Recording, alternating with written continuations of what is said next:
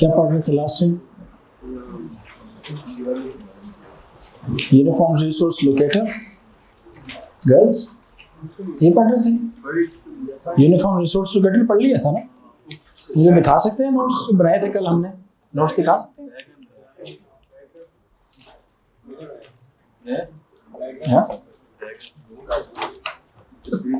हाँ वो सारा प्रोसेस जिस तरह, हाँ एक यूआरएल किस तरह से इस्तेमाल होता है एक वेब पेज को फेच करने में, ठीक है? How URL, web browser, DNS they are used to fetch a web page from the World Wide Web, ठीक है? ये हमने कल पढ़ लिया था। उसको सवाल है तो पूछें। डिटेल से स्क्रिप्टिंग पढ़ेंगे हम, ठीक है? मैं ज़रा स्पेसिफिकेशन भी साथ खोलता हूँ ताकि देख लूँ कोई चीज़ मिस ना हो बस।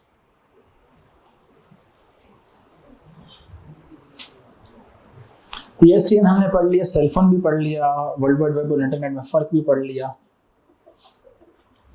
URL पढ़ लिया, and how URL is used to locate a resource on the world wide web ये पढ़ लिया, and the role of DNS in it. Okay.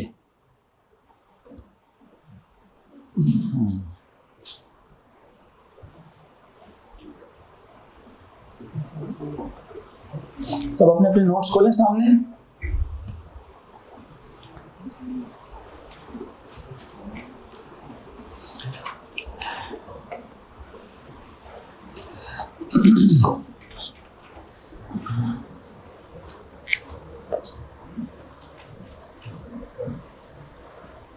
Scripting in HTML, ठीक है? तो सबसे पहले हम जरा पढ़ते हैं कि HTML खुद क्या चीज़ है। ये हमने पढ़ा कि ये क्या होती है, हाइपरटेक्स्ट। कब पढ़ा था हमने ये? हाँ, सेक्शन नंबर 1 में पढ़ा था ये। सेक्शन नंबर 1 में पढ़ा था ना? हेक्साडेसिमल्स के इस्तेमाल में आता है ये। हेक्साडेसिमल्स के यूजेस क्या क्या हैं? वेब ब्राउज़र सॉफ्टवेयर से पहले पढ़ा था हमने। सेक्शन 2 है 1 है? 2 है, अच्छा। हाइपरटेक्स्ट मार्कअप लैंग्वेज किस चीज के लिए काम आती थी? डेवलप, वेब पेजेस को डेवलप करने के काम आती थी। समझ आ रही है? वेब पेजेस को बनाने के काम आती थी ये। क्या काम करती थी ये? वेब पेजेस को बनाने में, डेवलप करने के काम आती थी ये एक प्रॉपर प्रोग्रामिंग लैंग्वेज नहीं है, ये मार्कअप लैंग्वेज। मार्कअप का मतलब क्या होता है? ये सिर्फ इस्तेमाल होती है डेटा को, क्या डेटा स्क्रीन पर नजर आना चाहिए, ठीक है? इधर क्या डेटा स्क्रीन पर नजर आना चाहिए। जैसे इसको वो जब कोई वेब पेज खोलते हैं उसमें बहुत सारा आपको टेक्स्ट नजर आ रहा होता है, कुछ कंटेंट्स लिखे हुए होते हैं, अंग्रेजी में बहुत पैराग्राफ्स, हेडिंग्स लिखे हुए होती हैं। वो सारे का सारा कहाँ पे आता है? वो एक डॉक्यूमेंट के अंदर लिखा जाता है, वो होता है टेक्स्ट डॉक्यूमेंट। अब HTML के 2 पार्ट्स होते थे। एक पार्ट होता है उसका स्ट्रक्चर और एक पार्ट होता है उसका प्रेजेंटेशन का पार्ट होता है। जो स्ट्रक्चर का पार्ट होता है इसमें यूज होते हैं टैग्स। इसमें क्या चीजें इस्तेमाल होती है? टैग्स। और ये होती है किसके अंदर? इन टेक्स्ट फाइल के अंदर होती है। और ये क्या होती है? इट इज द, उर्दू में मैंने एक लफ्ज इस्तेमाल किया था, बनावट। बनावट, बनावट किसको कहते हैं? देखेगी किस तरह से वो चीज, ठीक है? ये उसकी स्टाइलिंग के काम आती है। इसीलिए इसका कौन सी शीट होती है? ये कैस्केड स्टाइल शीट होती है। ये गालिबन आपने कहा था, किसी ने कहा था कि CSS फाइल होती है इसकी, ठीक है? कैस्केड स्टाइल शीट, उसका नाम डॉट, उसकी जो एक्सटेंशन भी है .css की होती है। अब जो ये कोड्स होते हैं जब ये लिखे जाते हैं तो ये यूं लिखे जाते हैं। वो स्लैश कौन सी थी? हाँ, फॉरवर्ड स्लैश। ये एक वेब पेज के पूरा जितना भी कंटेंट वेब पेज के ऊपर नजर आ रहा है वो सारा इस 2 टैग्स के बीच में इस्तेमाल होता है। इसी तरह से ये टैग, इनको टैग्स बोलते हैं। HTML की दुनिया में इनको क्या कहा जाता है? टैग्स कहा जाता है। इसके बाद जो भी कंटेंट लिखना होगा वो सारे का सारा वेब पेज के ऊपर दिखाई देगा। इस टैग का मतलब है वो वेब पेज क्या हो जाएगा? क्लोज हो जाएगा। क्या हो जाएगा? क्लोज हो जाएगा। अब इसके बाद बीच में और बहुत सारे टैग्स स्टार्ट होते हैं। जैसे मिसाल के तौर पे टाइटल का टैग स्टार्ट होता है। अब टाइटल के टैग में आपने मिसाल के तौर पर कुछ भी लिखा होगा, आप यहाँ पे कहानी लिखेंगे अपनी, ठीक है, और उसको जब एंड करेंगे तो वो किस तरह से एंड हो जाएगी, ये एंडिंग टैग होता है और ये हमेशा स्टार्टिंग टैग होता है। कोई भी चीज आपने लिखनी होती है तो आप स्टार्टिंग और एंडिंग टैग के बीच में लिखते हैं HTML के अंदर। तो हमारा काम HTML डेवलप करना नहीं है, हमें सिर्फ इसका जनरल ओवरव्यू इसका अंडरस्टैंड करना है, ठीक है, एक टेक्स्ट डॉक्यूमेंट का। फिर इसके बाद कुछ इसमें हेड के टैग्स भी होते हैं। हेडिंग के तौर पे आपने कुछ भी लिखना है और उसके बाद वो हेडिंग क्या हो जाती है, उसका भी क्लोजिंग टैग आ जाता है। फिर इस तरह से पैराग्राफ के टैग्स आते हैं, समझ आ रही है, P1 and P1। Sir multiple tags होंगे तो P2 P2, मतलब जो भी टैग आप स्टार्ट करेंगे वो टैग आपको एंड भी करना होगा। उसका फॉर्मेट क्या है, पहले सिंपल लिखना है और फिर उसको क्या करना है, फॉरवर्ड स्लैश लगा के क्लोज भी करना है, समझ आ रही है। सो इनके बीच में जो भी कहानी आपने लिखनी होती है ना, वो सारी क्या कहलाती है, ये कंटेंट स्क्रीन पर नजर आ रहे होते हैं। अब ये देखेंगे किस तरह से वो सारी चीज कहां पे होगी, देखेंगे किस तरह से वो सारी चीज कहां पे लिखी जाएगी, बताएं मुझे, प्रेजेंटेशन के अंदर कि बोल्ड कितना करना है, उशारा कितना करना है। तो वो एज अ होल दोनों मिक्स होके एक HTML डॉक्यूमेंट बनाते हैं, एक HTML का पूरा एक डॉक्यूमेंट बना, जो पूरे एक वेब पेज डेवलप हो जाती है, समझ आ रही है। अब इस चीज के अंदर सम टाइम हमारे जो एक होता है क्लाइंट और एक होता है सर्वर, एक होता है क्लाइंट और एक होता है सर्वर। वेब ब्राउजर सॉफ्टवेयर जो सा है वो रन टाइम के ऊपर कुछ क्वेरीज प्रोसेस कर रहा होता है सम टाइम वेब पेज के ऊपर। तो वो जो क्वेरीज होती हैं वो किसके पास जाती हैं, वो जाती है सर्वर के पास। किसके पास जाती है, सर्वर के पास। सर्वर भी एक कंप्यूटर है जो आपकी क्वेरीज को अंडरस्टैंड करता है। आपकी क्वेरीज कौन सी क्वेरीज होती है, किसने वो क्वेरी बना के भेजी होती है। हर किसी का वेब पेज के ऊपर जो डिस्प्ले है वो डिफरेंट हो सकता है, based upon your own search criteria, Mutahar, based upon your own search criteria. हर किसी का जो व्यू है वेब पेज का वो क्या होगा, डिफरेंट हो सकता है, समझ आ रही है कि नहीं आ रही। तो वो जो डिफरेंट व्यू है वो कैसे है, क्योंकि वो आपकी रिक्वेस्ट की बेस के ऊपर है। आपकी रिक्वेस्ट एक स्क्रिप्ट बनता है, पूरा एक प्रोग्रामिंग लैंग्वेज भी उसके अंदर स्लाइटली इंड्यूस की जाती है, जिससे आपके पूरे डॉक्यूमेंट में HTML टैग्स भी होते हैं और टैग्स के अलावा उसके अंदर थोड़ा सा एक स्क्रिप्ट भी ऐड होता है। किसका, प्रोग्राम बेस्ड स्क्रिप्ट ऐड होता है। जावा प्रोग्रामिंग लैंग्वेज के अंदर लिखी हुई थोड़ी सी बीच में इंफॉर्मेशन है, कोड उसमें ऐड हो जाता है और वो जाता है किसके पास, सर्वर के पास, in the form of binary values. Server के पास जब जाता है तो सर्वर उस पूरे स्क्रिप्ट को दोबारा अंडरस्टैंड, रीड करने की कोशिश करता है। रीड करता है पहले कि आपकी डिमांड क्या है, आपकी रिक्वेस्ट क्या है। आपकी रिक्वेस्ट के मुताबिक वो अपनी वैल्यूज तब्दील करता है सर्वर, और वो वैल्यूज तब्दील करके आपको रिप्लाई बैक करता है। बात समझ आ रही है कि नहीं। तो दो तरह की स्क्रिप्टिंग होती है हमारे पास, एक होती है जावा स्क्रिप्ट डेवलप होता है और एक होता है PHP का। एक होता है जावा स्क्रिप्ट और एक होता है PHP का, ठीक है। सो इसके अंदर हम लोगों ने दोनों स्क्रिप्ट्स को अंडरस्टैंड करना है, जावा को भी और PHP को भी। ये बेशक अपने नोट्स के ऊपर भी आप उतार सकते हैं, कोई मसला नहीं, मर्जी। हाँ, इस तरह की चीजें भी लिख सकते हैं। PHP का लिख लें, PHP stands for personal home page. Personal home page होता है ये।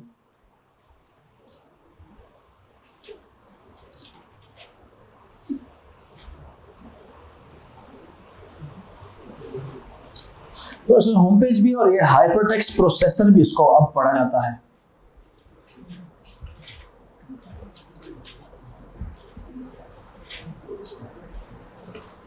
हाइपरटेक्स्ट प्रोसेसर,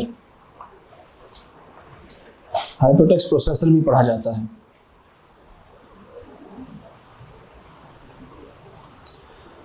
अच्छा,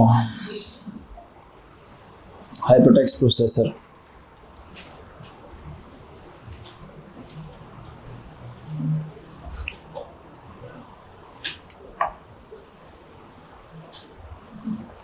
ठीक है।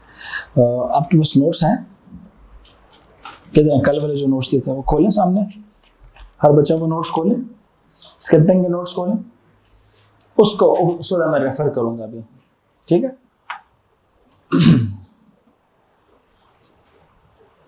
पहला पैराग्राफ आप खुद पढ़ लेना इसका, हम जरा स्क्रिप्ट की तरफ आते हैं डायरेक्टली, क्या ख्याल है? ठीक है, अब चाहते हैं कि पहले भी मैं पढ़ूं तो इसको देख सकते हैं। User may wish to develop a web page web application, second paragraph, which is a client server based on their own computer. आप अपने कंप्यूटर के ऊपर भी ये एक वेब एप्लीकेशन बना सकते हैं जिसको दुनिया से जितने भी लोग हैं इंटरनेट बेस्ड उसको एक्सेस करने की ख्वाहिश रखते होंगे तो वो कर सकेंगे।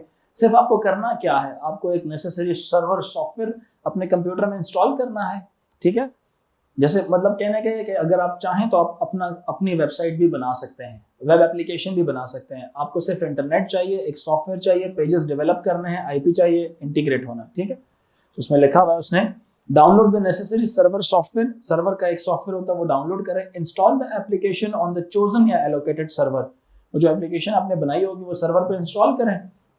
Use the web browser on their computer to access and interpret the application web pages. Browser को इस्तेमाल करते हुए आपको जो है ना उसकी वेब पेजेस को आप इंटरप्रेट या एक्सेस करने की कोशिश करें। जैसे अभी थोड़े दिनों पहले ना कल एक हमारे पास तो सर्वर भी पड़ा हुआ है, सर्वर भी मैंने ख़रीदा हुआ था और सर्वर के साथ साथ जो वीडियोस बन रही थी तो हमने स्टूडेंट्स को सेंड करनी थी।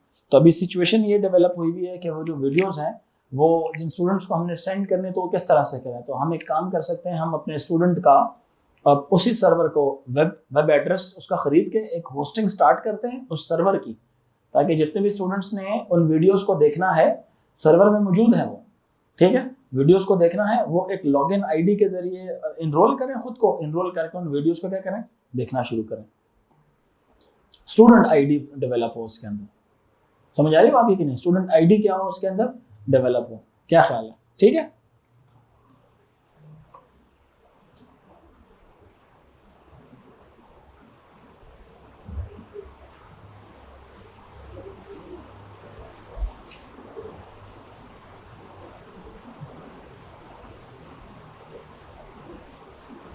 अच्छा यहां तक कोई कंफ्यूजन है?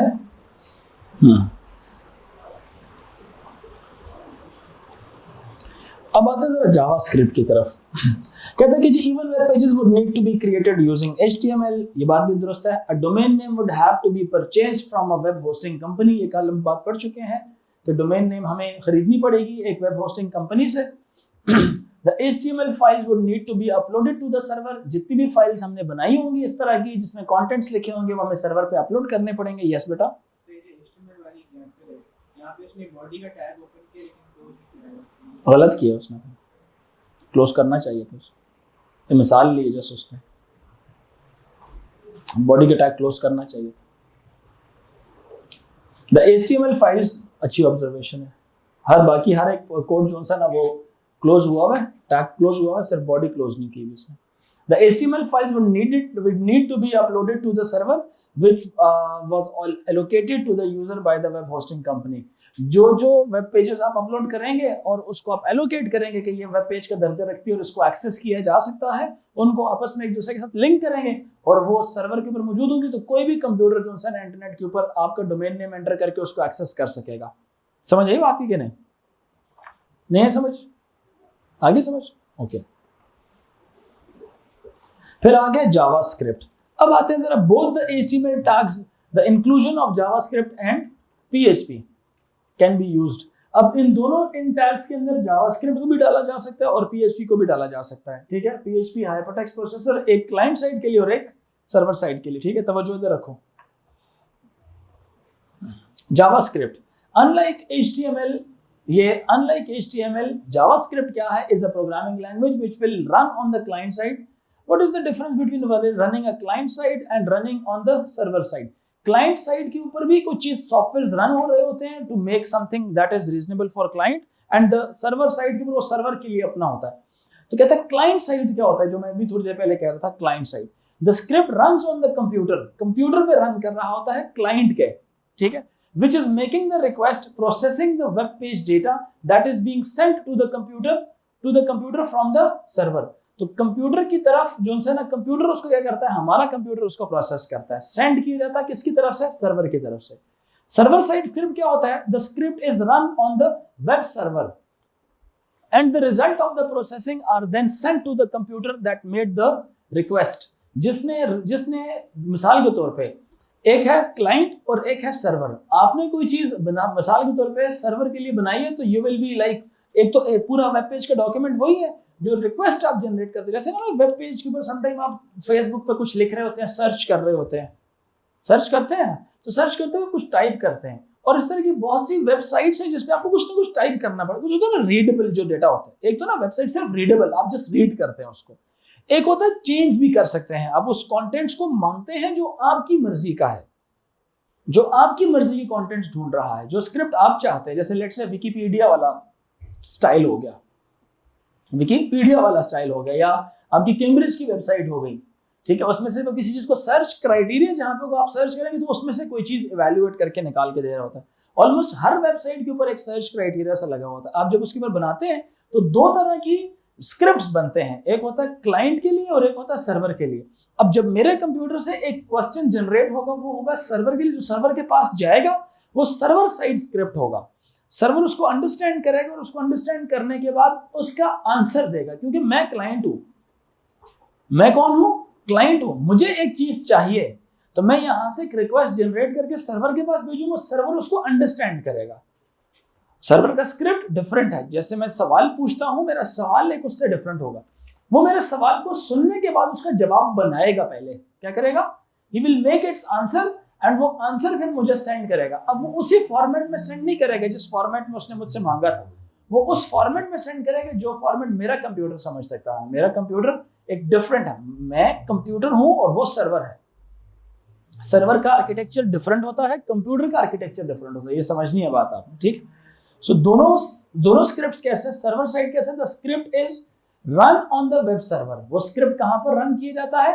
वेब सर्वर के ऊपर, यानी कि सर्वर पर रन किया जाता है। सर्वर और वेब सर्वर में क्या फर्क है? Web server is internet accessible server, server is network accessible server. मेरी बात अंडरस्टैंड कर रहे हैं कि नहीं? इंटरनेट सर्वर में और वेब सर्वर में कोई फर्क नहीं है, दोनों सेम ही है।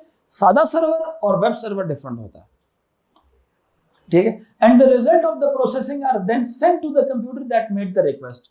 तो जो सर्वर ने जो भी चीजें प्रोसेस करके तो आपको सेंड की जाती है, और आपको जब सेंड करेगा तो क्लाइंट साइड स्क्रिप्ट बना के भेजेगा ताकि आपका कंप्यूटर उसको अंडरस्टैंड कर सके, ठीक है। द स्क्रिप्ट क्लाइंट साइड क्या होता है? The script runs on the computer which is making the request.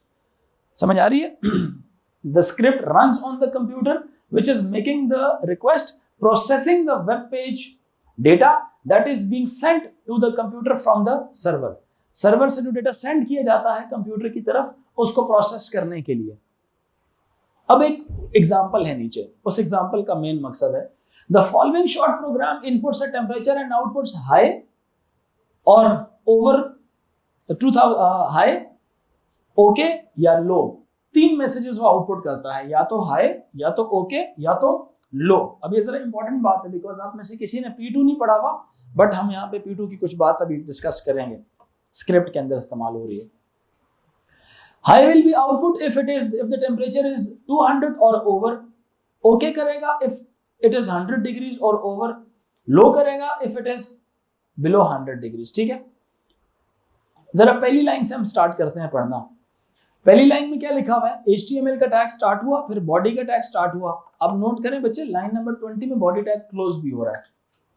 Line number 20 में नोट करें, बॉडी टैग क्लोज भी हो रहा है। नोट कर रहे हैं? हाँ, ऊपर वाली एग्जांपल में वो मिस हो गया होगा। हाँ, नेक्स्ट पेज पे लाइन नंबर 20 में बॉडी टैग क्लोज, जो भी टैग ओपन होता है वो टैग क्लोज भी होता है। समझ आ रही है? अब देखें, बॉडी स्टार्ट हुई, फिर आया P वाला टैग। P वाले टैग में क्या लिखा हुआ है? Enter the temperature. अब स्क्रीन पर क्या नजर आएगा उसको? सबसे पहले एंटर द टेम्परेचर नजर आएगा। स्क्रीन पर क्या नजर आएगा? एंटर द टेम्परेचर नजर आएगा, ठीक है। ये वेब पेज डेवलप हो रहा है, ये प्रोग्राम नहीं बना रहे, प्रोग्रामिंग बीच में भी आनी है, ठीक है। ये वेब पेज में HTML है ना, वेब पेज है, उसमें जावास्क्रिप्ट उसने एम्बेड किया हुआ है, उसने इंक्लूड किया हुआ है उसके अंदर। अब आगे लिखा हुआ है लाइन नंबर 4 में, क्या लिखा हुआ है? Input ID is equals to temp and value is equals to 0। अभी जो ID और वैल्यू है ना, ये दोनों है वेरिएबल्स। वैल्यू को इनिशियल वैल्यू 0 दे दी गई है, वैल्यू को क्या दे दिया? 0, और ID को क्या दे दिया? temp। ID किसके इक्वल हो गई?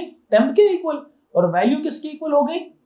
0 के इक्वल। ये क्या है? उसके इनपुट्स हैं। What are they? ये उसके क्या है बच्चों, उसके इनपुट्स उसने बता दी। अब ये फॉर्मेट है किसका, जावा का। फिर आगे लिखा हुआ है button on click is equal to check reading enter and then button, ठीक है। अब ये जो चेक बॉक्स नहीं होते जो स्क्रीन पे समटाइम वो डब्बे डब्बे से बने होते हैं जिसमें आप वैल्यूज एंटर करते हैं, होता है ना चेक बॉक्स होते हैं जिसमें आप वैल्यूज करते हैं और एंटर का बटन दबाया जाता है। नीचे लिखा हुआ है जी फंक्शन और फलाना फलाना रीडिंग 7 लाइन को भी छोड़े, लाइन नंबर 7 से स्क्रिप्ट शुरू हो रहा है। लाइन नंबर 7 से क्या हो रहा है, स्क्रिप्ट शुरू हो रहा है। कहां तक जा रहा है, लाइन कहां तक जा रहा है, 18 तक। जहां पे स्क्रिप्ट क्या हो गया, 19 में क्या हो गया, क्लोज हो गया ना स्क्रिप्ट। तो जावा कहां से कहां तक लिखी हुई है, 7 नंबर से लेके 18 नंबर तक, 7 नंबर से लेके 18 नंबर तक स्क्रिप्ट लिखा हुआ है ना। जहां पे लाइन नंबर 6 में वहां से स्क्रिप्ट शुरू हुआ और कहां तक गया, 18 तक गया। किधर तक गया, 18 तक गया। 8 नंबर लाइन में क्या लिखा हुआ, VAR temp comma result. VAR का मतलब क्या है, वेरिएबल। VAR को हाईलाइट कर ले, ये वेरिएबल है। तो आपसे पूछे ना कि इसमें कितने वेरिएबल्स हैं, तो आप बोलेंगे कितने, 2। कौन कौन से नाम थे उनके, टेम्प और result. VAR stands for variable. कौन सी लाइन में है वेरिएबल्स, लाइन नंबर 8। तो ये जो सारे सवाल हैं ये स्टैंडर्ड क्वेश्चंस हैं। वेरिएबल्स कौन सी लाइन में लिखे हुए हैं, आप बोलेंगे 8 नंबर। जावास्क्रिप्ट कहां से शुरू हो रहा है, कहां से खत्म हो रहा है, लाइन नंबर 7 से लाइन नंबर 18 तक जावास्क्रिप्ट लिखा हुआ है। समझ रहे, 7 से, ठीक है। वेरिएबल्स कितने हैं, 2 हैं। नाम क्या है, variable temp and result. Line number कौन सी है, 8 नंबर लाइन है। क्लियर होगी मेरी बात कि नहीं, क्लियर होगी। अच्छा, temp is equal to document dot get element by ID temp dot value. अच्छा, इस लाइन को इग्नोर करें, बस ये इसके सामने लिखें, ये टेम्प जो वेरिएबल था उसको एक वैल्यू असाइन की गई है। A value is assigned to a variable named temp. इसके सामने लिखे a value is assigned, a value is assigned। इसी लाइन नंबर 9 के सामने लिखे a value is assigned to the variable temp। a value is assigned to the variable temp। temp basically temperature कर रहा है नोट, सही है। temp क्या कर रहा है, टेम्परेचर नोट कर। a value is assigned to the variable temp। अब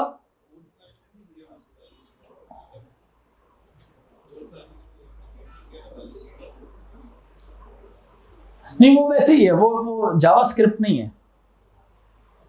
अब टेम्प जो सा वेरिएबल था उसमें एक वैल्यू यूजर ने क्या किया, कोई रैंडम सी वैल्यू एंटर कर दी है, ठीक है। लेट्स से 20, क्या एंटर कर दिए, 20, ठीक है। सो नीचे लिखा हुआ है लाइन नंबर 10 पे, क्या लिखा हुआ है लाइन नंबर 10 पे, if temp is greater than equal to 20, तो उसके बाद जो ब्रैकेट है ना उसको फॉलो किया जाएगा। समझ आ रही बात है कि नहीं। अगर टेम्परेचर के अंदर वैल्यू कितनी है बच्चों, मिसाल के तौर पे टेम्प में वैल्यू कौन सी एंटर की गई है, कोई रैंडम से टेम्परेचर की वैल्यू बताओ, कोई भी वैल्यू बताओ, 150 डिग्री सेल्सियस। यूजर ने स्क्रीन पर जाके कितना एंटर कर दिया, 150। लाइन नंबर 9 के मुताबिक क्या एंटर कर दिया, 150। तो टेम्प में इस वक्त क्या पड़ा हुआ है, हाँ टेम्प में क्या पड़ा हुआ है, 150 वैल्यू जो यूजर ने एंटर कर दिया ना। कंप्यूटर में जो वैल्यूज आप एंटर करते हैं ना वो किसी जगह जाके स्टोर हो जाती हैं, तो वो जिस जगह स्टोर हुई उसका नाम क्या है, टेम्प है। अब उसने क्या लिखा है, कोई ऐसी बात लिखी हुई है, इफ टेम्प इज 200, ये वाली कहानी चलेगी, सही है। अगली बात क्या लिखी हुई है, else if temp is greater then 100, ये वाली कहानी चलेगी। फिर क्या लिखा हुआ है, उल्टी नहीं लगाई हुई, सही लगाई। वो असल में ये खत्म उसने यहाँ पे ऐसे कर दिया ना, तो ये उधर खत्म करने के बजाय नीचे खत्म कर दिया, ठीक है। वो लाइन उसके पास शायद नहीं थी, तो अभी आप परेशान ना हो इसके बारे में। वो जो आपकी ब्रैकेट नीचे जा रही है ना यहाँ पे, वो बेसिकली उसने उधर बंद करने के बजाय नीचे बंद कर दिया, तो उससे कोई फर्क नहीं पड़ता। मैं आपको सही करके दिखा रहा हूँ, ठीक है। अच्छा, टेम्परेचर ग्रेटर देन, अगली लाइन पे आओ, लाइन नंबर 13 पे आओ। अच्छा, यहाँ पे क्या लिखा था, रिजल्ट इक्वल टू हाई, और यहाँ पे क्या लिखा था, रिजल्ट इक्वल टू, ओके, फिर क्या लिखा हुआ है, एल्स,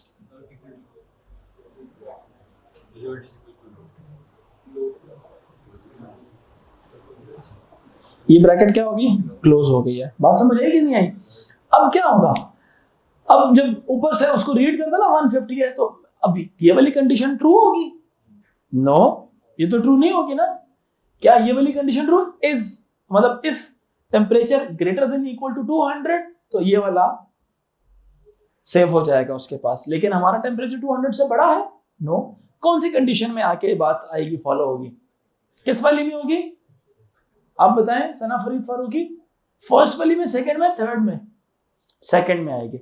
यहाँ पे अगर ग्रेटर देन 200 हुआ तो इसमें आ जाएगा, 100 से बड़ा हुआ तो इसमें आ जाएगा, और उसके अलावा कुछ भी होगा तो इधर आ जाएगा। यानी कि 100 से छोटी सारी वैल्यूज एल्स में कंसीडर होंगी, 100 से बड़ी इसमें कंसीडर होंगी, 200 से बड़ी उसमें होंगी। यस,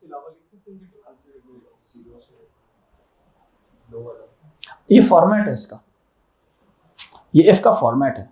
क्या पहले इफ आता है, फिर एल्स इफ आता है, फिर एल्स आता है, ये फॉर्मेट है। इस फॉर्मेट को फॉलो, ये हर प्रोग्रामिंग लैंग्वेज में ऐसे ही होता है, ठीक है।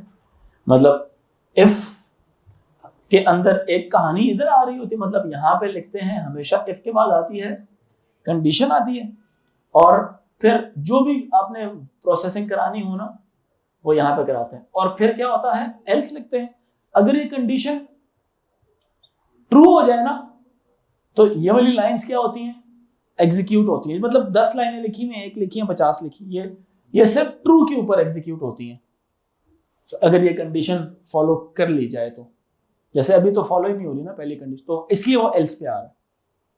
अगर फिर एक और कंडीशन लगानी है तो फिर एल्स के बाद फिर क्या लगाओ, इफ लगा दो। अगर सिर्फ 2 ही बातें हैं कि कंडीशन ट्रू है तो ये करो, फॉल्स है तो इफ ना लगाओ, बस डायरेक्टली आ जाओ, ये वाली लाइंस एग्जीक्यूट करेगा वो, और बस फिनिश। समझ आ रही बात ये?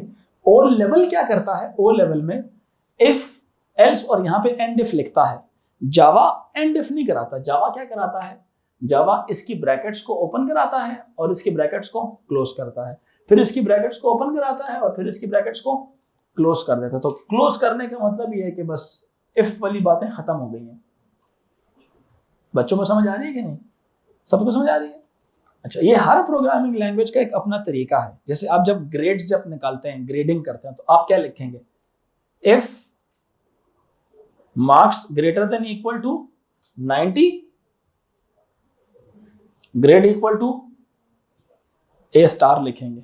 फिर क्या लिखेंगे, else marks greater than equal to 80। मतलब अगर ये ट्रू हो गया ना, इधर नीचे आएगा ही नहीं, बस वो कहेगा एक इफ ट्रू हो गया तो नीचे मैं नहीं आऊंगा, क्योंकि ये कौन है, ये एल्स इफ है। एल्स कब लिखता होता है, हाँ नहीं, स्क्रिप्ट लिखा होता है, वो कंप्यूटर इसमें से रीड एक को करता है।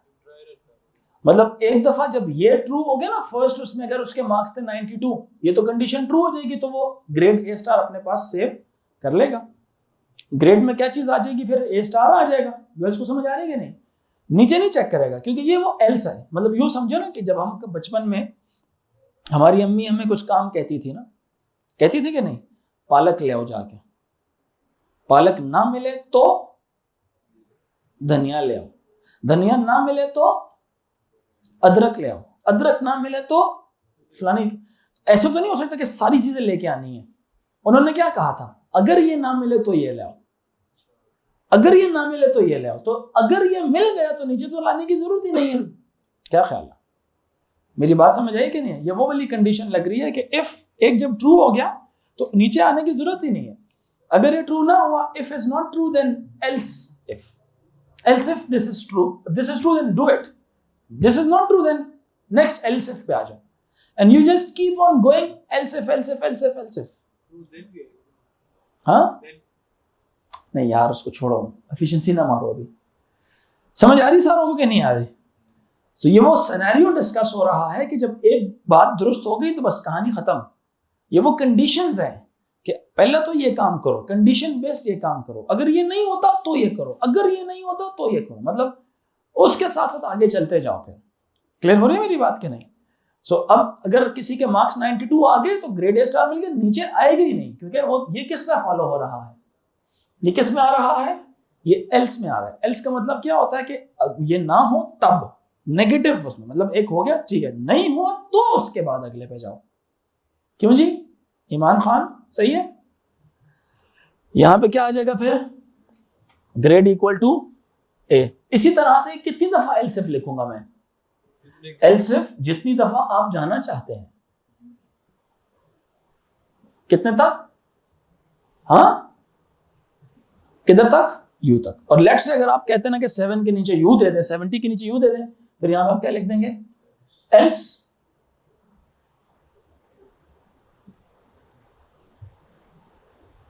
Grade equal to U. या तो ये फॉलो होगा, या तो ये होगा, या तो ये होगा। अगर ये कुछ भी नहीं है, 50 मार्क्स है, ये भी ट्रू नहीं है तो इसको चेक कर रहा है, ये भी ट्रू नहीं है तो इसको चेक कर रहा है, ये भी ट्रू नहीं तो ये तो नेचुरली यू भी देगा उसको। ऐसा केस है कि दो रूल्स को फॉलो करना, नहीं, ये हमेशा किसी एक को करता है, हमेशा किसी एक को, या इसको या इसको या इसको या इसको। तो आपने ये जो कंडीशंस बनानी होती है ना प्रोग्रामिंग में, गर्ल्स ये जो कंडीशंस बनानी होती है प्रोग्रामिंग में, इसमें ऐसी कंडीशंस बनाते हैं कि हर पॉसिबल रास्ता इनमें आ जाए। अब आप सोचो, कोई भी नंबर बोलो, ये सब इसमें किसी ना किसी जगह आ ही जाएगा। कोई भी सोचे अगर, सर अगर आप एक मिनट, आपको सवाल का जवाब मिला, सबको इनका सवाल समझ आया कि इज इट पॉसिबल कि एक टाइम में दो जगहों को हम कर ले? नहीं, इसमें एक ही जगह फॉलो हो रही होती है, या तो इफ चलेगा, या ये चलेगा, या ये चलेगा, या ये चलेगा। ठीक सवाल। सर अगर आप 92 लेंगे तो सर वो तो 80 से ही बड़ा होगा, 70 से ही बड़ा। जब एक दुरुस्त हो गया तो नीचे चेक ही नहीं करेगा। समझ आई मेरी बात की कि नहीं आई? जब एक दुरुस्त हो गया तो नीचे चेक ही नहीं करेगा। जैसे 92 है, वो इससे भी बड़ा, इससे भी बड़ा, इससे भी बड़ा है, तो आप ये नहीं कि ए भी है, बी भी है, सी भी है। नो, सीक्वेंस ऐसे बनाया गया कि जब एक कंडीशन ट्रू हो गई तो नीचे आएगा ही नहीं, वो डायरेक्टली यहां से जंप करेगा किधर, outside of if, of side of if के बाहर चला जाएगा। बात समझ रहे मेरी कि नहीं? ये समझ आई? नहीं आई? आई? तो वैसे जनरल समझा रहा था। इनको कंप्यूटर की दुनिया में कंडीशनल स्टेटमेंट्स कहते हैं। जी अब्दुल्ला, किधर? नहीं, क्योंकि इसमें तो वो है ना, उसके अलावा कुछ भी आ जाए तो बस यू दे दो उसको। मतलब अगर मार्क्स 90 हुए, फिर 80 हुए, 70 हुए, मार्क्स उसके अलावा कुछ भी हो, एल्स बस ग्रेड यू दे दो। वो लेवल में हम लोग क्यों थे वो साथ 90 से लेस भी करते थे कि greater than 80 and less than 90। दोनों तरीके ठीक है। और कोई सवाल है तो पूछो। और कोई सवाल है? अच्छा, ये बात समझ आ गई कि नहीं आई? पहला इफ क्लोज कर दिया, अगला एल्स भी क्लोज कर दिया, ये भी क्लोज कर दिया, the result is plus result. अब उसके बाद सबसे एंड में क्या लिखा हुआ है उसने, लाइन नंबर 17 में अलर्ट। अलर्ट क्या चीज है? जो अलर्ट वीबस के अंदर ना, क्या नाम है, जावा के अंदर जो स्क्रीन पर पॉपअप जनरेट होता है ना, समटाइम स्क्रीन पे, वेब पेज पे देखा कभी आपने, कभी बीएमआई निकाला है या करेंसीज चेंज की हैं, कुछ किया, एकदम नया आंसर सामने आ जाता है। और जो नया आंसर सामने आता है वो कैसे रिमूव होता है? ओके का बटन दबाते हैं तो तब वो रिमूव हो जाता है। एक नया पॉपअप जनरेट हुआ है कि नहीं हुआ कभी भी? तो कंप्यूटर में जो सामने पॉपअप आते हैं ना, उसकी प्रोग्रामिंग बैकएंड पे जब की जाती है उसको अलर्ट कहा जाता है। क्या कहा जाता है? अलर्ट। तो इसने वही अलर्ट यूज किया हुआ, अलर्ट द रिजल्ट इज। अब ये स्क्रीन पे पता कैसे आएगा? लेट से उसने क्या एंटर किया था, 150। आपको पता है स्क्रीन पर क्या चीज नजर आएगी? स्क्रीन पर उसने क्या एंटर किया? यहां पे एक डब्बा सा बना होगा, क्या लिखा होगा यहां पे? एंटर। यहां पे क्या लिखा होगा? Enter value. क्या लिखा होगा? एंटर लिखा होगा। उसने यहां पे क्या एंटर किया? क्या एंटर किया? 150। और इससे ऊपर क्या लिखा होगा? Enter the temperature.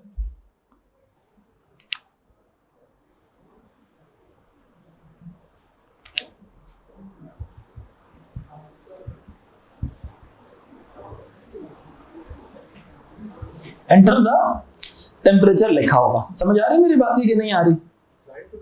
ये स्क्रीन पर जो नजर आ रहा है, जो डॉक्यूमेंट है, जो यहाँ पे लिखा हुआ है सारा, एंटर द टेम्परेचर, उसने 150 एंटर किया, अलर्ट उसके सामने आया, द रिजल्ट इज ये स्क्रीन पर नजर आ गया, ठीक है, प्लस रिजल्ट। अब उसने क्या एंटर किया हुआ था, ये, और रिजल्ट में क्या चीज स्टोर हो गई थी सना फरीद, क्या हो गई थी, ओके। तो द रिजल्ट इज ओके में क्या था, 19 नंबर लाइन को पढ़ो, क्या लिखा हुआ है, 17 नंबर 17 को, the result is plus result. Plus result का मतलब है रिजल्ट की वैल्यू, क्योंकि जो इन्वर्टेड कोमास में लिखा हुआ है वो स्क्रीन पर नजर आएगा, जावास्क्रिप्ट में जो इन्वर्टेड कोमास में लिखा है वो स्क्रीन पर नजर आएगा। 17 लाइन पे द रिजल्ट इज, ये स्क्रीन पर आ गया और रिजल्ट की वैल्यू फेच हो जाएगी। रिजल्ट में क्या पड़ा था, ओके, यहाँ पे क्या आ जाएगा फिर, ओके लिखा होगा, ठीक है। जो इन्वर्टेड कोमास में है ना वो स्क्रीन पर आ गया। 17 लाइन के लिखें, used for output, form, this is used for output on the screen, used for output on the screen.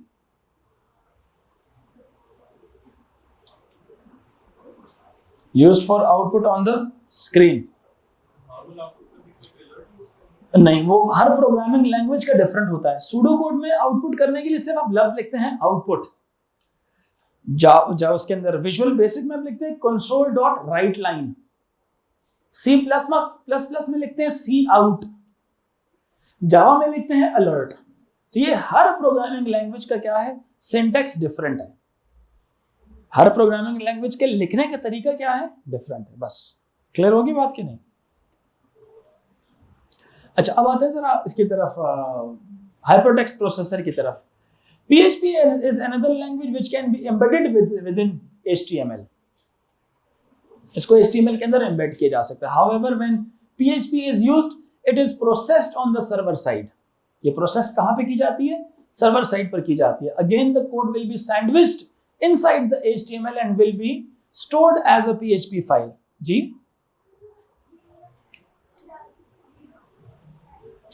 किधर बेटा, ये वैसे ही है, ये उसका अपना है, जावास्क्रिप्ट का नहीं है। ये जो लाइन नंबर 4 है ना, this is part of the HTML document. JavaScript is starting from line number 7। Script JavaScript 7 से शुरू हो रहा है। जैसे अभी एक लाइन पढ़ी ना कि PHP is also embedded in HTML. Similarly, JavaScript is also embedded. Embed का मतलब क्या होता है, साथ अटैच किया जाता है।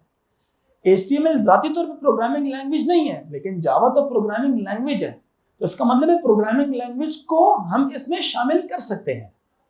क्लियर हो रही है मेरी बात कि नहीं, जावा को। अब जावा को ही क्यों, why not Python, why not Visual Basic, why not Pascal, why not C++? उसकी एक रीजन है। A2 में जब आप लोग जाएंगे ना, मैं आपको एक बात बताऊंगा, वहां पे जाके मैं आपको ये बात बताऊंगा कि हर कंप्यूटर के अंदर जावा की जो वर्चुअल मशीन है ना, वो प्री इंस्टॉल्ड आती है। जावा को इंटरप्रेट करने वाला जो सॉफ्टवेयर और हार्डवेयर है, वो पहले से इसके अंदर क्या होता है, इंस्टॉल्ड आता है। हर कंप्यूटर जावा को अंडरस्टैंड करता है, जावा के स्क्रिप्ट को अंडरस्टैंड करता है। इसीलिए जो सा है, आप जावा स्क्रिप्टिंग यूज करते हैं वेब ब्राउजर्स के अंदर। क्लियर हो रही है मेरी बात कि नहीं। अब अगर कंप्यूटर्स में पाइथन का भी ट्रांसलेटर आ जाए ना, तो मैं पाइथन भी बीच में एम्बेड कर लूंगा, लेकिन नहीं आता, सिर्फ जावा का अपना ट्रांसलेटर आता है। क्लियर हुई, जावा वर्चुअल मशीन के नाम से JVM कहा जाता है उसको, ठीक है। तो जिसकी वजह से आप जावा स्क्रिप्टिंग इस्तेमाल करते हैं। क्लियर हुई मेरी बात।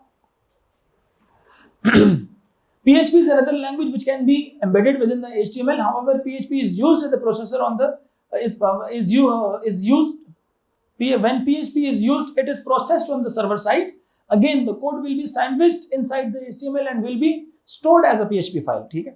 The following example is similar to the JavaScript example. Again, temperatures are input, but this time HOL are outputs depending on the results. Note that variables begin with $sign and are case sensitive. Case sensitive मतलब small letter, capital letter का बहुत ज्यादा ख्याल रखना है। PHP is case sensitive, Java is not case sensitive. ठीक है। Variables कौन कौन से हैं देख के बताओ जल्दी से।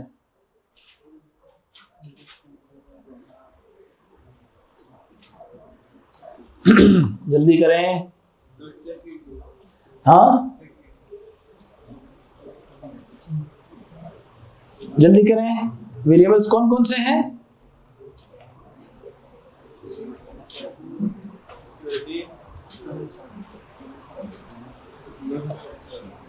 कोई बता सकता है? स्क्रिप्टिंग के अंदर, पीएचपी स्क्रिप्ट्स के अंदर वेरिएबल्स कौन कौन से हैं? डॉलर का रिजल्ट कैरेक्टर लाइन नंबर 14 में नजर आ रहा है। लाइन नंबर 14 में नजर आ रहा है रिजल्ट कैरेक्टर। एक ये आपका वेरिएबल है और एक input temperature. Dollar input temperature पूरे का पूरा क्या है? एक वेरिएबल है। समझ आ रही है कि नहीं? आप लिख लें, इन दोनों को हाईलाइट करें। They both are variables. Input temperature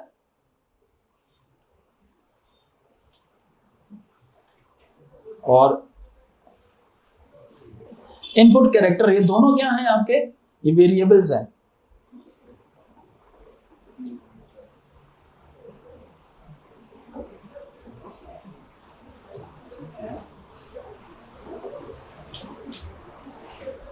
खैर बाकी नेक्स्ट क्लास में कर लेंगे, ठीक है।